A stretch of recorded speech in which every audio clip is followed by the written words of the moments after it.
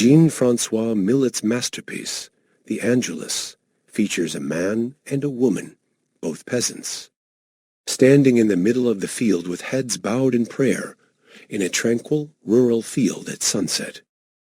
Beneath their feet lies a basket, possibly filled with the day's harvest.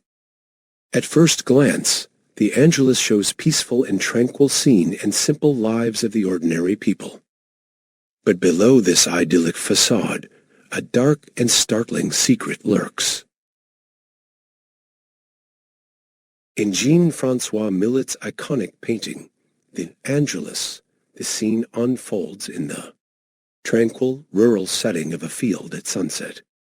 The focal point features a man and a woman, both peasants, standing in the middle of the field with heads bowed in prayer. Surrounding them are various farm tools and equipment, indicative of their laborious day in the fields. The atmosphere exudes serenity and reverence, capturing a moment of pause and gratitude. The warm hues of the setting sun cast a gentle glow on the scene, creating a harmonious interplay of light and shadow. Despite the mundane subject of farmers and prayer, the painting emanates a profound sense of peace and spiritual contemplation. Beneath their feet lies a basket, possibly filled with the day's harvest. But is it? Commissioned in 1857 by American artist Thomas Appleton, the Angelus initially bore the title Prayer for the Potato Crop, reflecting the artist's response to the Irish potato famine. However, when Appleton declined the purchase, Millet renamed it A Man and a Woman Who Stopped Working for the Angelus.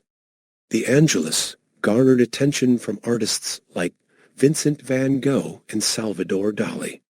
Van Gogh considered Millet his teacher, while Dali offered a different interpretation.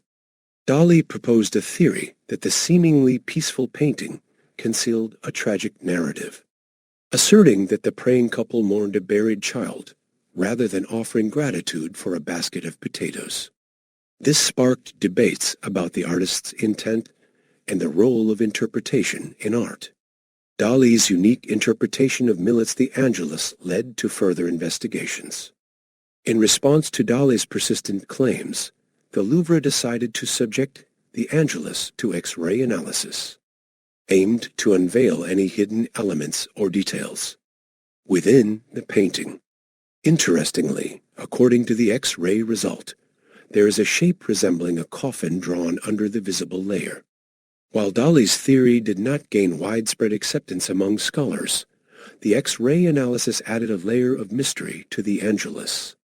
The investigation also sparked further contemplation about the possible hidden meanings within the artwork, contributing to the enduring fascination and varied interpretations of this renowned masterpiece.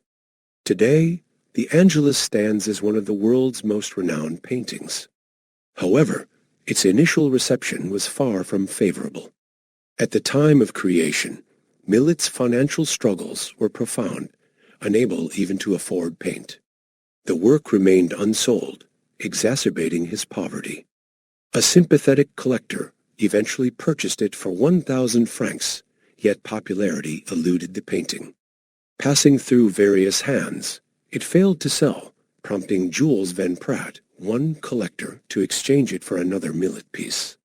In the early 19th century, Millet entered the art scene, dominated by beautiful and romantic styles, portraying aristocrats and gods splendidly. Despite following this trend initially, Millet, evaluated as a mediocre artist, faced hardships and obscurity until middle age. Rejected from the Paris Salon in 1843, coupled with his wife's death, Millet struggled to adapt to city life amid ongoing misfortunes. In the mid-19th century, Millet's focus shifted to his rural roots. Drawing inspiration from the countryside of his childhood, he depicted peasants toiling in the fields, abandoning the city's splendor to capture rural life on canvas. This marked the period when Millet began gaining attention, a phenomenon tied to France's February 1848 revolution. At the time, France was embroiled in conflict between capitalists and the working class. A time of global focus on struggles and new power dynamics. Millet's work spotlighted labor's daily reality, presenting a realistic, unromantic portrayal that resonated with the post-revolutionary France. Another reason for the popularity of his rural paintings was the newfound power of commoners born and raised in rural farmlands. They favored nostalgic depictions of their hometown and workplace over distant mythological scenes previously favored by the nobles and royalty, making his art a hit among the emerging ruling class. In 1848, the winnower was directly purchased by the government, aiming to evoke nostalgia for the new ruling class while emphasizing the state's valuation of labor. Despite this trend, Millet faced criticism from the French art world for paintings deemed dangerous and provocative. One notable example is Millet's masterpiece, The Gleaners. In The Gleaners, a woman with hands roughened by hard labor under the scorching sun holds her back in apparent pain, clasping ears of barley. These individuals faced the most challenging economic conditions in French society. Behind them, abundant heaps of barley and an overseer on horseback create a stark contrast. The women's hats and clothes, colored blue, red, and white, seemingly symbolize the French Revolution flag. This was different from how other artists in the same periods painted the same subject matter. For example, Jules Breton's paintings of gleaners portray women returning home with glowing faces after bountiful gleaning. She doesn't show the signs of fatigue as in Millet's Gleaners. Conservative critics criticized Millet for allegedly promoting class conflict by revealing the gap between the rich and the poor. The Gleaners was interpreted politically, and Millet was labeled as a socialist leftist.